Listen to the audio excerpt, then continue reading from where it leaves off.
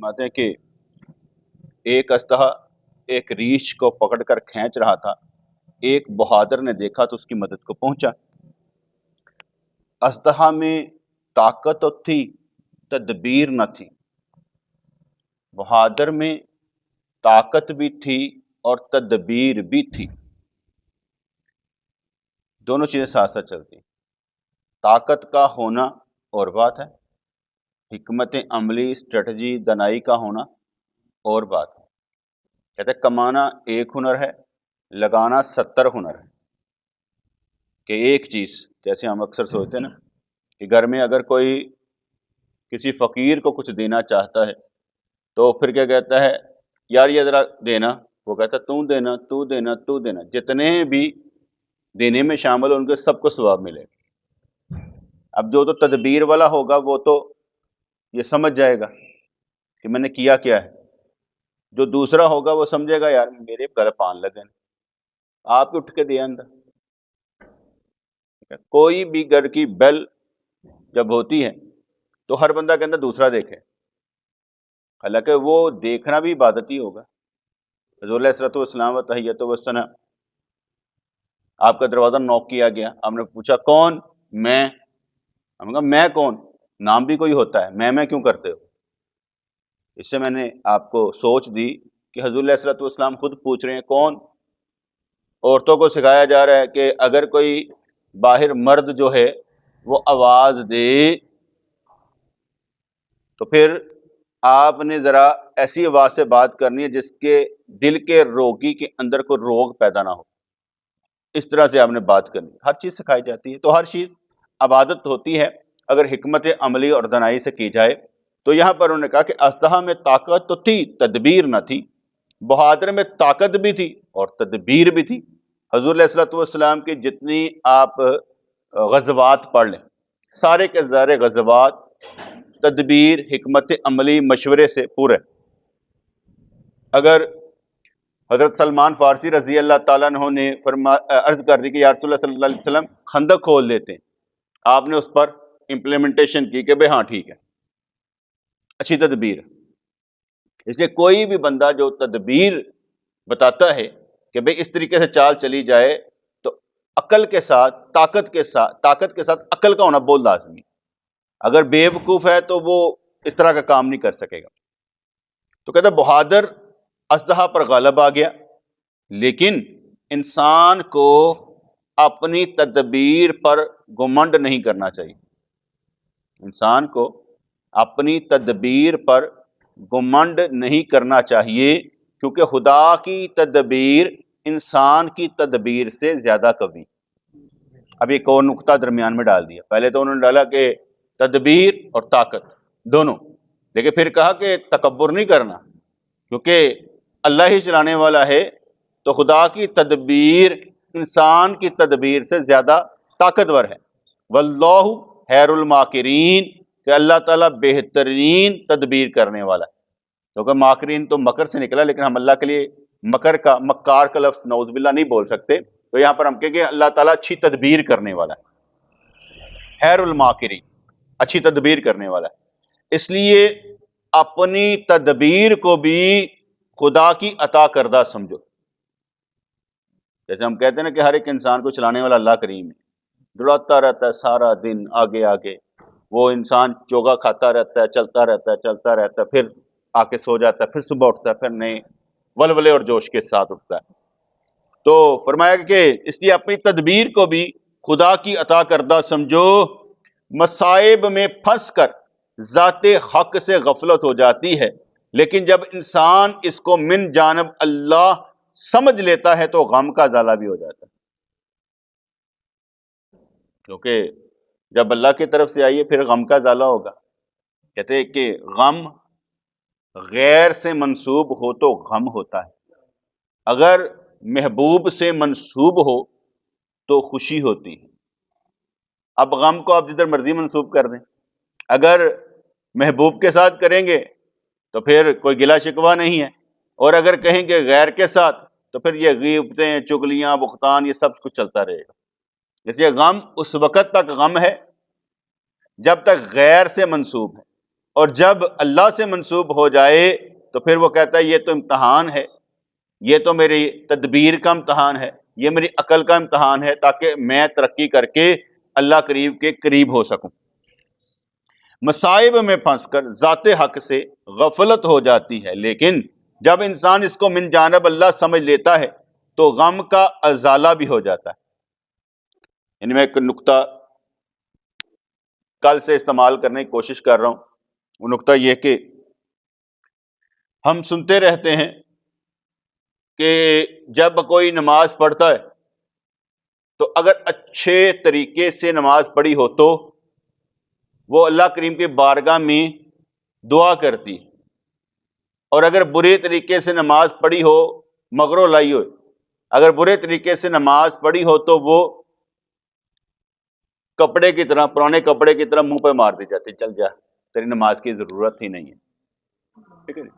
اب ہم نے یہ پڑھا اچھی نماز اور بری نماز کا ہمیں بتایا گیا، تو مجھے سمجھ یہ آئی کہ اللہ کریم کے لیے ہم نماز تو پڑھتے ہیں، نقطہ میرا سمجھیے گا میں کیا کہنا چاہتا ہوں۔ اللہ کریم کے لیے ہم نماز تو پڑھتے ہیں، لیکن نماز کو دوست سمجھ کر، نماز سمجھ کر بھی پڑھنا چاہیے۔ تو میرا نقطہ سمجھ آیا کہ نہیں ہے بیٹا؟ جیسے میں آپ سے بات کر رہا ہوں، آپ کی آنکھوں میں آنکھیں، آئی کانٹیکٹ آپ سے رکھ رہا ہوں، آپ کا چہرہ دیکھ رہا ہوں، ٹھیک ہے نا، تو اس کا کیا ہے کہ ایک تعلق نماز سے بھی تعلق ہے، اللہ سے تو ہے، جس کے لیے پڑھ رہے ہیں وہ ہے، لیکن نماز سے بھی تعلق ہو۔ اب میں نے ایک چیز اس میں ایڈ کر دی کہ اللہ کے لیے نماز ہے، لیکن نماز کے لیے بھی نماز ہے۔ ابو بکر کیا سمجھایا میں نے؟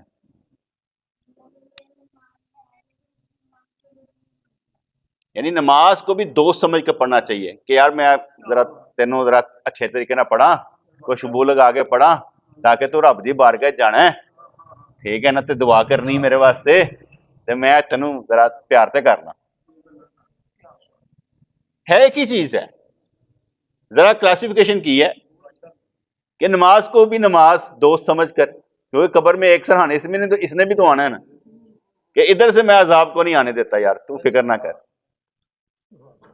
عمل ہے، لیکن ایک عمل جو ہے بتایا گیا کہ یہ تمہیں ایک طرف سے روک دے گا کہ ایک طرف سے عذاب نہیں آنے دے گا۔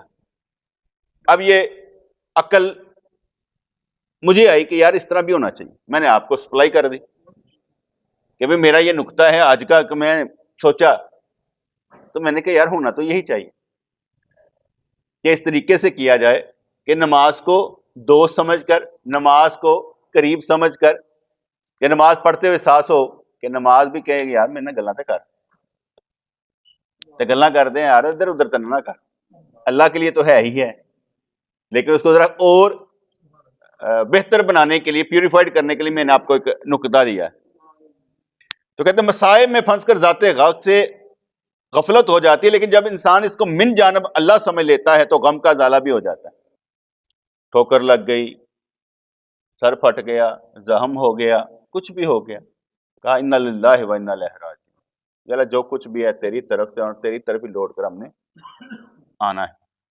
یہی نور ہے، اپنی آنکھ کو نور معرفت کا عادی بنانا چاہیے، یہ بات بھی نور ہے، جب مصائب کو من جانب اللہ سمجھنا چاہیے تو یہی نور ہے، اپنی آنکھ کو نور معرفت کا عادی بنانا چاہیے۔ جس شخص کو نور معرفت حاصل ہو جاتا ہے وہ ہمیشہ انجام پر نظر رکھتا ہے، کیونکہ ہم کیا کرتے ہیں، اچھا یار کام اچھا کی بنے گا، کام کریں گے تو کی ہوئے گا، دس کی ملے گا، اچھا ملے گا۔ اب جب انجام پر نظر رکھ کر کام کریں گے تو پھر یہ ہے نور معرفت والی بات۔ جیسے میں اکثر آپ کو کہہ دیا کرتا ہوں، کوئی عمل کرنے سے پہلے، کوئی بات کرنے سے پہلے سوچو کس کے لیے کر رہے ہیں۔ جب سوچے گا بندہ تو سمجھ آ جائے گی اپنے لیے کر رہا ہوں یا کسی کے لیے۔ ابھی وہ میرا کزن ہے تو مجھ سے کہہ رہا تھا کہ یار میں نشہ کرتا ہوں، میں گداگر تھا، اب کوئی مجھے بات کرے تو مجھے غصہ چڑھتا ہے۔ اس نے یہ بات کی، میں کہ تم اس طرح کرو نا، دوبارہ گداگر بن جاؤ, بیکاری بن جاؤ, فقیر بن جاؤ. کہنے لگا کیا مطلب؟ میں کہ جب تم کوئی بات کرے نا تم کہو ہاں میں فقیر ہوں, میں نشئی ہوں, میں سب کچھ ہوں, لیکن اپنے اندر کہو دوسرا قسم کا, میں فقر والا ہوں. اب نشہ ہے اور طرح کا. میں کہ تو کرنے دو بات, تم کیا چاہتے ہو, کس طرح چاہتے ہو؟ میں کہ میں تمہیں کہوں تم میرے بیٹے کی طرح ہو, تم میرے بھائی کی طرح ہو, تو یہ سننا چاہتا ہے. تو مجھے بن کے کیوں نہیں دکھاتا؟ اگر تو بیٹا ہے تو بن کے دکھا, بھائی ہے تو بن کر دکھا. میرے منہ سے سن کر تو کیا چاہتا ہے؟ ریلیف چاہتا ہے. کیوں دوں تجھے ریلیف؟ تو بن جائے گا ریلیف, وہ تو مل جائے گا. بیٹے اپنا ہو جاتا ہے ریلیف اسے خود ہی مل جاتا ہے. جب تک وہ اپنا نہیں ریلیف نہیں ہے, جب تک اپنا ہے ریلیف ہے. جب اللہ کے بن جاؤ ریلیف ہے, جب تک نہیں ہے تو پھر ریلیف کیسا؟ اس لیے کچھ بنو گے تو ملے گا نا. ہم بننا نہیں چاہتے, ریلیف چاہتے ہیں.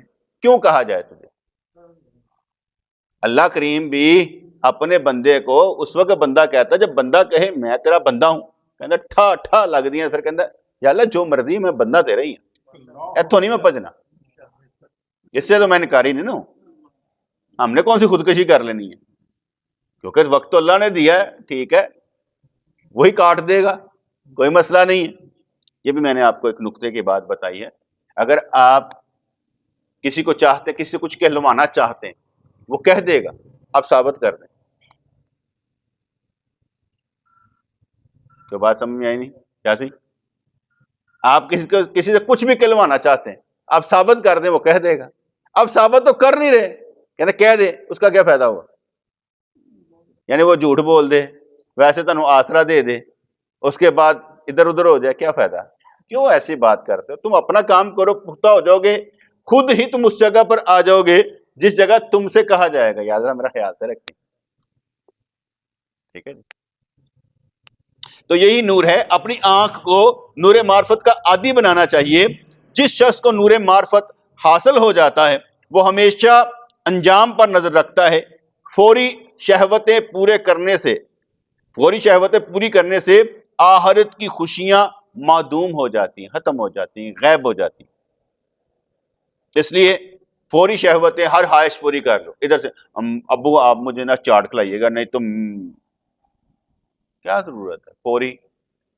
مجھے یاد پڑتا ہے کہ چھوٹا تھا تو میں, جو میری بیٹی کی وہ سالگرہ تھی, تو اس نے ابو کیک لے کے آنا ہے. میں کہا بیٹے پیسے ہی نہیں ہیں کیک لانے کے لیے, تو وہ جگ میں پڑے ہوئے ہیں. میں کہا پورا مہینہ چلانا ہے, اگر دے دیا نا بیٹے ختم ہو جائے گا, مہینے میں نہیں پورے ہوں گے.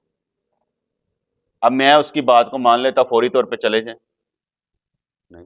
اب اس کا پھر چینل چینج کیا, بڑے ہو گئے, تو میں نے کہا دیکھیں بات سنیں, آپ نے اپنے بچوں کی سالگرہ کرنی ہے ضرور کریں, میں برا نہیں مناتا, لیکن میں یہ چاہتا ہوں کہ آپ سالگرہ نہ کیا کریں, ٹھیک ہے. اس کے بہتر ہے کہ آپ اسے دعا دیا کریں, تاکہ آپ اپنے بچوں کے لیے دعا دیں. ہم وہ ہیپی برتھ ڈے لکھ کر اپنا وقت ضائع کر دیتے ہیں, دعا دیں. یعنی جو اچھا کام ہے وہ میں نے بتایا, باقی جو میں منع نہیں کروں گا, جو مرضی کریں, کیونکہ زندگی آپ کی ہے, میں صرف بتانے والا, ٹھیک ہے. تو جب آپ کریں تو دعا دیں, وہ ہم خوشیاں عادی بن جاتے ہیں بیٹے. پھر ہر وقت میں 1 2 3 4 5 یہ سارے کے سارے کریں گے. جب سارے کے سارے کریں گے تو ہم کر کیا رہے ہیں؟ ایک جیسی انجوائمنٹ. تبدیل کر دو نا, کوئی اور چیز لا دو کہ یار میں آپ کے کیا کہتے ہیں پیدائش کا دن ہے, میں آپ کو یہ چیز لا دیتا ہوں. ضرور ہے سب کو اکٹھا کر کے وقت ضائع کرنا, جیسے ہم اکثر کرتے رہتے ہیں. اچھا جی, تو فرماتے کہ فوری شہوتیں پوری کرنے سے آخرت کی خوشیاں معدوم ہو جاتی ہیں. عاقبت میں شیخ قدرت کے صدہا جلوے دیکھتا ہے. انتہائی بے وقوفی ہے کہ قدرت کا معمولی کرشمہ دیکھ کر اپنے آپ کو شیخ کامل سے مستغنا سمجھ لیا جائے. یعنی انسان, ہم یہاں پر بیٹھے ہیں, آپ کچھ نہ کچھ مجھ سے گین کرتے ہیں, روزانہ کوئی نہ کوئی نقطہ درمیان میں آتا ہے, آپ کچھ نہ کچھ گین کرتے ہیں. آپ کے لیے چھوٹی بات ہوگی, یار یہ کوئی مسئلہ ہی نہیں ہے, کیونکہ ہمارے نظر میں دنیا بڑی ہوتی ہے نا, کوئی دنیا کا کوئی فارمولا دسو سانو. لیکن میں آپ کو جو بتاتا ہوں, اب ایک گین کرتے ہیں, ایک علم کا نکرہ, ایک علم کا ٹکڑا, آپ رسول اللہ کا فیضان حاصل کرتے ہیں, اولیاء کرام کا فیضان حاصل کرتے ہیں, جو آپ کے دنیا کے لیے بھی فائدہ مند ہے, آخرت کے لیے بھی فائدہ مند ہے. ٹھیک ہے نا.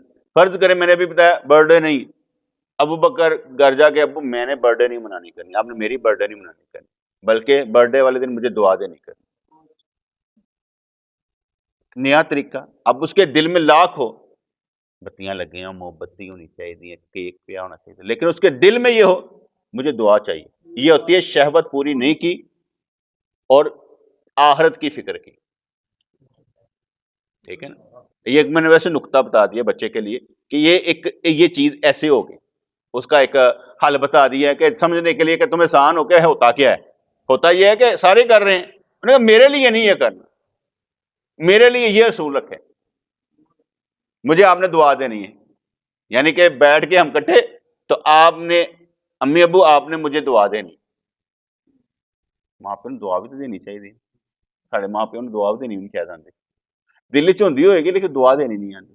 کبھی ایسے اپنے بچوں کو آگے بٹھا کر بھی دعا کا بھی کنسیپٹ, میں تمہارے لیے دعا کروں گا, آپ اچھے بنو گے, آپ بیٹے اچھے کرو گے, دعا کا کنسیپٹ بھی سکھانا چاہیے نا. سامری نے نیل عبور کرتے ہوئے فرشتے کے گھوڑے کی تصویر دیکھی کہ اس کے قدم کے نیچے سبزہ پڑتا ہے, تو اس نے وہ مٹی اٹھا لی. اکثر ہوتا ہے سامری جو تھا نا, موسیٰ علیہ الصلوۃ والسلام و طیۃ و وسنا دو نام کے پیدا ہوئے. ایک یہ سامری کا نام بھی موسیٰ تھا اور حضرت موسیٰ علیہ الصلوۃ والسلام کا نام بھی موسیٰ تھا, یہ دو تھے. ٹھیک ہے. جب یہ ادھر سے نکلے ہیں نا تو یہ دونوں ہی نکلے ہیں. یہ سامری بھی جو ہے جادوگر جسے کہا جاتا ہے, یہ بھی ادھر سے نکلا ہے. اور اس نے جب حضرت موسیٰ علیہ الصلوۃ والسلام وہاں پر گئے, کوہ طور پر گئے, تو اس نے پیچھے سے بچھڑا لیا, سب کا زیور لیا کہ زیور دیو میں تنوں اللہ بنا کے دہانا, میں تن دہانا. وہ تو اتنے جا کے بھول گئے نا, میں تن دہانا. اس نے سب کا زیور لگا کے ایک بچھڑا بنا لیا, اس کی شکل کا بت بنا لیا, اور اس کے اندر یہ مٹی ڈال دی. وہ مٹی ڈالے تو وہ بولے, جب اسے کچھ کہے تو وہ بولے, تو اس کا مطلب یہ تھا یہ ہمارا الہ بولتا ہے. اور جب موسیٰ علیہ السلام واپس آئے, حضرت ہارون علیہ السلام کی داڑھی پکڑی کہ تو نے کہا میں نے سمجھایا تھا, یہ مانے نہیں, لوگ مل گئے تھے ان کے ساتھ اور یہ طاقتور ہو گئے تھے. حضرت موسیٰ علیہ السلام کے عصا سے سارے ڈرتے تھے نا, کیونکہ طاقت کا سرچشمہ ان کے پاس تھا. حضرت ہارون علیہ السلام سے ڈر کوئی نہیں رہا تھا. اسے جب واپس آئے تو وہ اس کو جلا کر راکھ کیا اور کہا, سامری کو بد دعا دی کہ تو جنگل میں جائے, جہاں مرضی جائے, جو تو کہے گا مجھے چھونا نہیں, چھونا نہیں. اسے ایسی بیماری لگ گئی تھی کہ پاس جاتا تھا کہتا مجھے چھونا نہیں ہے, مجھے چھونا نہیں, اور جو اسے چھو لیتا تھا کہتے اسے بھی بخار ہو جاتا تھا, جیسے کوڑ کا مرض نہیں ہو جاتا, یہ سمجھ لیں. تو پھر توبہ کروائی گئی. توبہ کروانے کے لیے قانون یہ پاس کیا گیا کہ جنہوں نے بچھڑے کی پوجا کی ہے اور جنہوں نے نہیں کی وہ اپنے رشتہ داروں کو تلواروں سے قتل کریں گے. اس لیے ایک لمبی قطار لگ گئی, وہ گردنیں ایسے اور اوپر سے تھا کلاڑے تک تلواریں چلنی شروع ہو گئی مارنے کے لیے. وہ کہا جاتا کہ اب سامنے اپنے تھے, نظر آتے تھے, تو اللہ تعالیٰ نے دھماسا پیدا کر دیا, بادل سے پیدا کرے تاکہ نظر نہ مارو. اس کے بعد وہ کہتے ہیں 70,000 کے قریب مارے گئے تھے, 70,000 کے قریب مارے گئے تھے. اس کے بعد موسیٰ علیہ السلام نے دعا کی تو اللہ تعالیٰ نے ان کی توبہ قبول کر لی اور معاف کر دیا. توبہ اتنی آسان بھی نہیں ہے, یہ بھی ایک توبہ کا کرشمہ ہے جو اللہ تعالیٰ نے بتایا کہ ایسے بھی ہم کر لیتے تھے. تو سامری نے نیل عبور کرتے ہوئے, سامری کا نام کیا تھا؟ موسیٰ. سامری نے نیل عبور کرتے ہوئے فرشتے کے گھوڑے کی تصویر دیکھی کہ اس کے قدم کے نیچے سبزہ اگ پڑتا ہے. اس نے اسی مٹی سے کام لیا کہ حضرت موسیٰ علیہ السلام کی غیر حاضری میں چاندی سونے کا بچڑا بنا کر وہ مٹی اس پر ڈالی. اس میں زندگی کے آثار پیدا ہو گئے تو قوم اس کی پرستش پر لگ گئی اور موسیٰ علیہ السلام سے مقابلہ کرنا لگا. حضرت موسیٰ علیہ السلام نے اسے بد دعا دی تو یہ حال ہو گیا کہ کسی کے جسم سے اس کا جسم مل جاتا تو اسے بخار ہو جاتا. بعض اوقات انسان بلائی کے لیے تدبیر کرتا ہے, وہی اس کی ہلاکت کا باعث بن جاتی. کرتا وہ بلائی کی ہی تدبیر, لیکن اسی کی ہلاکت کا باعث بن جاتی ہے. اکثر کرنا اسی تو یار چنگا ہی بولے, اسی پتہ نہیں کیوں وہ غلط سمجھ گیا. یہ یاد رکھیے گا, بندیاں نو سمجھ کے بولنا پہنتا. ہر بندہ ایکو جہے ذہن کا نہیں ہوتا، ڈفرنٹ مائنڈ کے سارے ہوتے ہیں. اس لیے سوچ سمجھ کر بولنا چاہیے کہ آپ اپنے جو دہن کا لفظوں کا ذخیرہ ہے کس پر استعمال کرنے لگے. کیا اس کا اثر ہوگا کہ نہیں ہوگا؟ وہ مٹی اثر والی ہے کہ نہیں ہے؟ وہ شودر مچھلی مٹی تو نہیں، وہ کھائی مٹی تو نہیں، چکنی مٹی تو نہیں، مٹی کا حساب ہوتا ہے نا. تو کہتے ہیں کہ بعض اوقات انسان بلائی کے لیے تدبیر کرتا ہے، وہی اس کی ہلاکت کا باعث بن جاتی ہے. اس ہلاکت سے بچنے کا یہی طریقہ ہے کہ اپنے آپ کو شیخ کے حوالے کر دیا جائے. مرید میں چاہے جو بھی کمالات ہو جائیں، اس کا شیخ سے گہرا تعلق ضروری ہے. اس میں کوئی شک نہیں، 99 نہیں 100,000% ٹھیک ہے.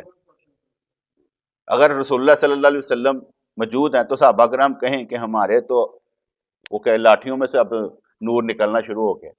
فرشتے آ کے ہمارا قرآن سنتے ہیں، ہمیں تو فرشتے سلام کرتے ہیں جیسے حضرت عمران بن حسین رضی اللہ عنہ. تو یہ ہونے کے باوجود بھی تعلق نہیں توڑ سکتے. پیری مریدی میں یہ حال ہوتا ہے کہ انسان شیخ کا دامن نہیں چھوڑ سکتا. یعنی وہ نہیں یہ سمجھتا مینوں بھی پیری مل جائے تو میں بھی کام کرا، پیر تو ساڈا پیسے کما ہی رہا ہے، اسی بھی کما لیے. جو انہوں ملتا ہے نا وہ سانو نہیں. اب یہ دیکھیں کہ اللہ تعالیٰ نے اس فقیر کو ایسے چلایا کہ ہمارے پیر و مرشد ہیں سندھ کے، وہاں انہوں نے خوب تبلیغ کی ہوئی، ٹھیک ہے، وہاں پر ان کے لاکھوں جاننے والے ہوں گے. میں اس جگہ پر آ کر فٹ ہوا اور اس جگہ پر ہی تبلیغ کی جبکہ جاننے والا کوئی نہیں تھا، لیکن پھر بھی اللہ کریم نے ہماری مدد فرمائی کہ ہم تبلیغ میں بھی اپنے پیر و مرشد کے صدقے میں کامیاب رہے، کیونکہ مقصد ہمارا تبلیغ تھا. اگر ہمارا مقصد تبلیغ کے ذریعے کچھ اور ہوتا تو شاید ہم مقصد سے بھٹک گئے ہوتے، لیکن ہمارا مقصد تبلیغ تھا. تو اس لیے انہوں نے فرمایا کہ بعض اوقات انسان بلائی کے لیے تدبیر کرتا ہے، وہی اس کی ہلاکت کا باعث بن جاتی ہے. اس ہلاکت سے بچنے کا یہی طریقہ ہے کہ اپنے آپ کو شیخ کے حوالے کر دیا جائے. مرید میں چاہے جو بھی کمالات ہو جائیں، اس کا شیخ سے گہرا تعلق ضروری ہے. ہمارا ایک دوست تھا، پیر بھائی تھا زید گل، میرے ساتھ بیٹھا ہوا تھا، تو کہہ رہا تھا کہ مجھے حضور علیہ الصلوۃ والسلام بھی نظر آتے ہیں اور شیخ عبد القادر جیلانی رحمۃ اللہ نظر آتے ہیں، آسمان پر مجھے نظر آ رہے ہیں. اور یہ اس میں کمال تھا، ایسا نہیں تھا کہ نہیں نظر آتے. ہمارے پیر مرشد رحمۃ اللہ نے شاید فرمایا ہوتا روزانہ ڈیلی بیسس پر جو تمہیں نظر آتا ہے مجھے بھیجو لکھ کے، بس بھیجتے جانا تم نے مجھے. اور ہمارے پیر مرشد رحمۃ اللہ علیہ ہماری بھی ڈیوٹی لگائی تھی کہ آپ نے ہفتے میں جو کارکردگی کی ہے نا وہ ہمیں بتانی ہے، اور یہ نہیں کرنا کہ ہم آپ کا جو لیٹر ہے اس کے جواب میں لیٹر لکھوں گا، یہ بھی نہیں کرنا، بلکہ ہر لیٹر جو آپ لکھیں اس میں جوابی لفافہ اپنا ایڈریس لکھ کر ساتھ وہ بھی ڈال دینا، تاکہ ہمیں تنگی نہ ہو کہ ہم نے جواب لکھنا اگر پڑھے تو ہم لفافے میں ہی ڈال کر بھیج دیں گے، ہمیں لفافہ لانا پڑے پھر لفافے پر ایڈریس لکھنا پڑے. یہ نہیں ہے، سارا کام مکمل کر کے بھیجنا تم لوگوں نے. یہ میں نے آپ کو ویسے ڈیٹیل سے سمجھا دیا. انہوں نے تو کہا تھا کہ آپ نے جوابی لفافہ ساتھ دینا. تو میں کیا کرتا تھا، ہفتے میں جو کچھ بھی ہوتا نا، میں نے آج تہجد پڑھی تھی، میں نے یہ کیا، 7 ہفتوں میں یہ کیا تھا، قرآن پاک کی تلاوت کی تھی، تسبیحات اپنی مکمل رکھی تھی، تبلیغ کا کام کیا تھا، یہ جو بھی ہے، آج کل میں کتاب پڑھ رہا ہوں حضرت مجد الثانی کی، جو بھی ہوتا تھا نا میں وہ سارا ہفتے کا ریکارڈ کر کے نا اپنے پیر و مرشد کو بھیج دیتا تھا. یہ نہیں سوچتا تھا کہ وہ کیا کہتے ہیں، کیا فرمائیں گے، یا جواب ہی نہیں دیا. میں اپنا کام ان کے حکم کے مطابق کرتا رہتا تھا، جواب آئے یا نہ آئے مجھے اس سے کوئی غرض نہیں تھی. مجھے اب بول گیا کہ یہ کب تک سلسلہ چلا مجھے قطعاً یاد نہیں. البتہ ان کے 2-3 ہاتھ جوابی آئے بھی تھے کسی معاملے میں، لیکن میں نے اس معاملے میں کبھی تحریر نہیں کی تھی کہ یار میں کیوں بھیجوں. انہوں نے حکم دیا ہم بھیج دیتے تھے. اب اس میں ڈر ہوتا یا میں کتا دے کچھ نہیں تو کی کہاں گا، جو کر رہا ہوں بتا دیا، جو کر رہا ہوں بتا دیا، چلا گیا. اب ان کی مرضی ہے جو حکم فرمائیں، اگر نہیں فرما رہے تو نہ صحیح، جس کا مطلب ہے ان کو معلوم ہے ٹھیک چل رہا ہے. کیونکہ میں ان کے پاس ہی بیٹھا ہوا تھا اس وقت، مجھے خلافت کسی کو بھی نہیں ملی ہوئی تھی جو میں سمجھتا ہوں، اور جو ملی ہوئی تھی وہ دوسری طرز کی تھی، وہ پھر کبھی بتا دوں گا. لیکن اب فرما رہے تھے دیکھو خلفائے کرام، فیض محمد، مولوی سردار صاحب، آپ سارے دیکھیں آپ خلفاء ہیں، میں آپ کو سمجھانے کی کوشش کرتا ہوں، آپ سمجھتے نہیں ہیں. یہ محمد رضوان کا دیکھو، یہ خلفہ نہیں ہے، خلیفہ نہیں ہے، لیکن جو بات بھی کرتا اس پر عمل کرنے کی کوشش کرتا ہے. اور میری عادت تھی ہے، اب بھی عادت ہے نا یار، جو کل ہونا ہے نا پہلے کر لو، جو کل جو ہونا ہے تو آج ہی کر لیتے ہیں، ڈیلے کیوں کریں؟ روزانہ کا روزانہ بنیاد پر جو کام کرنے ختم کریں، جو سوچا ہوا ہے اس میں لیٹ کیوں کریں، کر دیں. کل دن آنا ہے نہیں آنا کیا پتہ لگتا ہے کہ کل ہونا ہے یا نہیں ہونا، بیٹے کیا پتہ لگتا ہے؟ جو کرنا ہے کر دیں. جیسے میں نے اس دن حدیث سنائی تھی کہ رسول اللہ صلی اللہ علیہ وسلم کے پاس ایک بندہ بیٹھا ہوا تھا، دوسرا بندہ گزرا، تو اس بندے نے کہا یا رسول اللہ صلی اللہ علیہ وسلم مجھے اس سے بڑا پیار ہے. حضور نے ارشاد فرمایا اچھا تمہیں اس سے پیار ہے، اسے بتایا تم نے کبھی؟ نہیں یا رسول اللہ میں نے بتایا نہیں. اب میں جا کر بتا کر آؤ کہ تمہیں اس سے پیار ہے. وہ گیا اس کے پاس، میں نے کہا مجھے نا اللہ واسطے تم سے پیار ہے. انہوں نے کہا جس ذات کے لیے تم اس سے پیار کرتے ہو اللہ وہ ذات بھی تجھ سے محبت کرے. کتنا شاندار جواب. ابو داؤد شریف کی یہ حدیث پاک ہے. تو کہتے ہیں اچھا وہ زید گل کو وہ یہ نظر آتے تھے تو وہ خط لکھ دیتا تھا. تو ایک دفعہ حضور قبلہ عالم رحمۃ اللہ سونا سائی رحمۃ اللہ کے پاس سے، تو انہوں نے کہا تمہارا یہ مرید ہے نا اس پر شیطان غلبہ پا گیا ہوا ہے. اب جو شکل دیکھتا ہے وہ سرکار کی ہوتی ہے، پیچھے سے آواز شیطان کی ہوتی ہے، یہ فرق نہیں کر پا رہا. اس لیے کسی نے کوئی پوچھا ہے مسئلہ اسے بتا دے گا لیکن آواز شیطان کی ہوگی، سمجھے گا مجھے سرکار نے بتایا. اس کو کہو کہ یہ وظیفہ کرے تاکہ اس چنگل سے نکل جائے. آپ نے اسے بتایا سمجھایا، اس کی سمجھ میں نہیں آیا، پڑھا لکھا نہیں نا تھا، سمجھ میں نہیں آیا. اس نے سمجھا میری منزل اونچی ہے، پیر کی منزل نیچی ہے. اور جو اس کیفیت کے لوگ ہوتے ہیں نا جو پسند کرتے ہیں یار مثلا اس کو پتا ہے کہ زید کل کو سرکار نظر آتے ہیں، وہ اس کیفیت کے لوگ اسے پیر سمجھتے تھے، ہمارے حضرت صاحب کو نہیں سمجھتے تھے مرید ان کے اور پیر ان کو سمجھتے تھے. تو ہمارے پیر مشورہ آیا کرتے تھے پیر ہم ہیں لیکن لوگ زید گل سے مشورہ کرتے ہیں. مرضی ان کی کیا فرق پڑتا ہے، جو جدھر جانا چاہے. وہ لوگ کیفیت کو دیکھتے ہیں اس کی کیفیت بہت اچھی ہے اس لیے اس طرف بھاگتے تھے. تو آپ کہتے کچھ نہیں تھے. تو آپ نے ارشاد فرمایا کہ میں نے اس سے کہا ہے، اس نے اس کی بات کو نہیں مانا، اس پر شیطان غالب ہے اور اب یہ مجھے نصیحت کرتا ہے. زید گل نصیحت کرتا ہے کہ مجھے نظام الدین اولیاء رحمۃ اللہ علیہ نے خواب میں آ کر کہا ہے تیرے پیر کی منزل نیچے ہے، تیری اونچی ہو گئی ہے.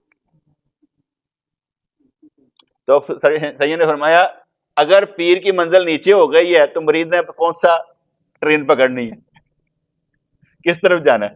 پیر تو نیچے ہو گیا، میری منزل، پھر پیر اس کو پکڑ لے، راہ دکھا مجھے، کیونکہ تیری منزل اوپر ہو گئی ہے. اوپر ہونے کی علیحدہ منزل ہوتی ہے لیکن اس میں پیر کی نافرمانی نہیں ہوتی. وہ منزل کون سی ہوتی ہے؟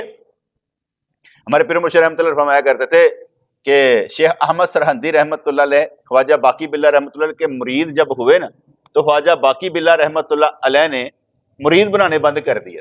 کہتے ایک شہباز ہاتھ لگ گیا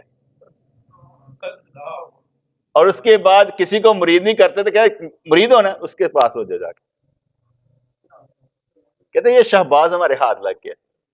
تو آپ نے فرمایا کہ پیر خود کہتے یہ میرا درجہ اونچا ہے، یہ شہباز ہاتھ لگا. ٹھیک ہے نا، سمجھ آئی نا. لیکن وہ نہیں کہتے کہ میرے پیر کا درجہ نیچے ہے. پیر تو کہہ رہا ہے کہ شہباز ہمیں ہاتھ لگا ہے لیکن وہ نہیں کہتے کہ میں شہباز ہوں. بات سمجھ آئی کہ نہیں؟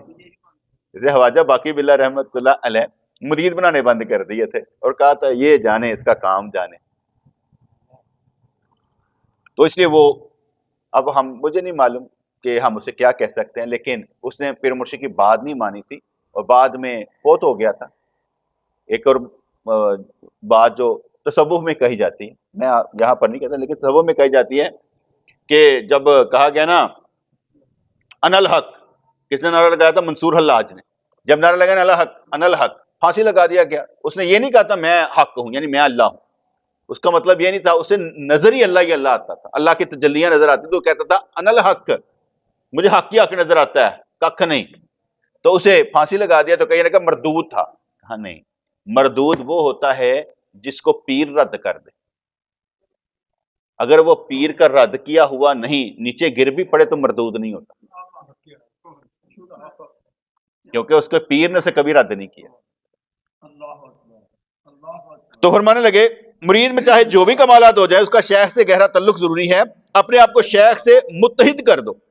انسان اس دھوکے میں تباہ ہو جاتا ہے کہ اپنے جیسے انسان کو شیخ کیسے بنا لے. میں کس طرح کا ہمارے پیر فرمایا کرتے تھے کہ اللہ سے محبت ہو جاتی, نبی سے بھی ہو جاتی, قرآن سے بھی ہو جاتی, شیخ سے محبت بڑی مشکل سے ہوتی ہے, کیونکہ اس نے پیشاب کرنے جانا ہے, پخانہ کرنے جانا ہے, اسے زکام لگا, اسے بخار لگا, اسے کھانسی لگی ہوئی ہے, اس کا